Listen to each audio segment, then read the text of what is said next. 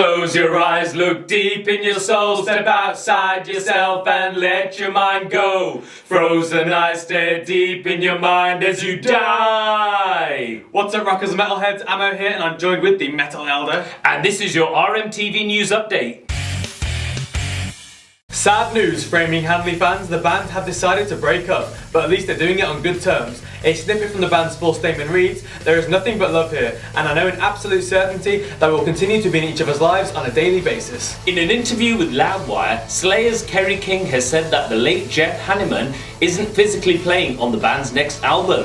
This contradicts what the world's rock and metal media have been reporting. In a video we did a few days back, we quoted Slayer frontman Tom Araya saying the whole process of this album started 3 years ago when Jeff was still a part of it. There is one track on there that we recorded with him that he did play on, which was completely done except we hadn't finalized the vocals for it. So we were fortunate to have something that he had participated in. It's easy to see why everyone was so confused. In a strange turn of events, the father of the late David Brockie, aka Oderus Urungus, from Gwar, is suing the surviving band members and their management company. He alleges that they sat out on a course of action to capitalise on the death of his son. William Brockie seeks $1 million in compensatory damage, punitive damages and injunctive funds on claims of conversion, breach of contract and unauthorised use of David Brockie's image. He also accuses the band of stealing his son's cremated remains, bass guitars, artwork and other personal items. He's also seeking the compensation that he never received from the band's 2014 tour of Australia and Asia.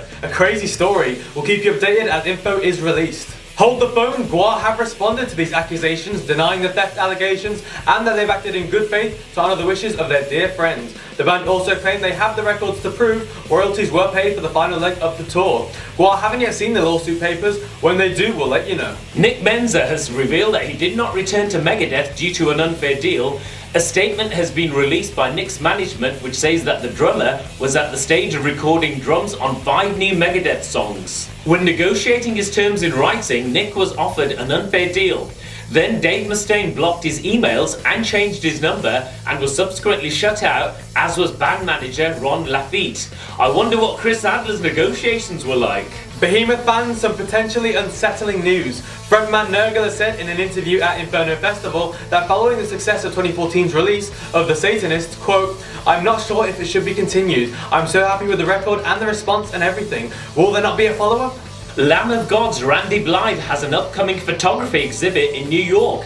It's titled Show Me What You're Made Of, and the assemblage is made up of photos Randy has collected after carrying a camera around with him constantly over the last few years. He says the images are both striking and diverse. If there are any New Yorkers watching, the exhibit takes place from May the 2nd to June the 30th at the Sacred Gallery in Soho. Final headline, Skid Row have parted ways with vocalist Johnny Solinger as he's leaving the group to pursue a solo career. His replacement will be former TNT frontman Tony Harnell. Marilyn Manson has reportedly been punched in the face at a Denny's in Canada.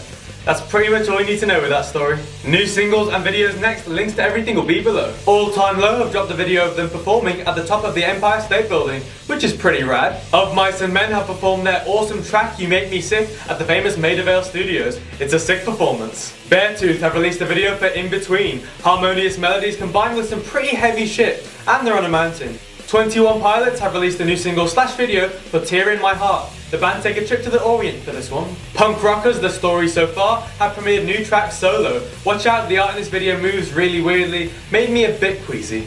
Nothing More's new single Jenny sheds light on the hardships of mental illness. It's one of the best videos I've seen for a while, to be fair. Definitely worth your time. Sammy Hagar has slated his former band Van Halen's new live album. He said it's got some pretty rough vocals. Every time they do something, I'm like, oh my god, can these guys do anything worse to their reputation? Shots fired. Hailstorm is streaming Into the Wildlife ahead of its April 14th release. I was lucky enough to see the band recently, where they performed a lot of the new record, and yeah, you should check this one out. Ace of Defiance, the new band of Megadeth alumni Chris Broderick and Sean Drover, have revealed their new album.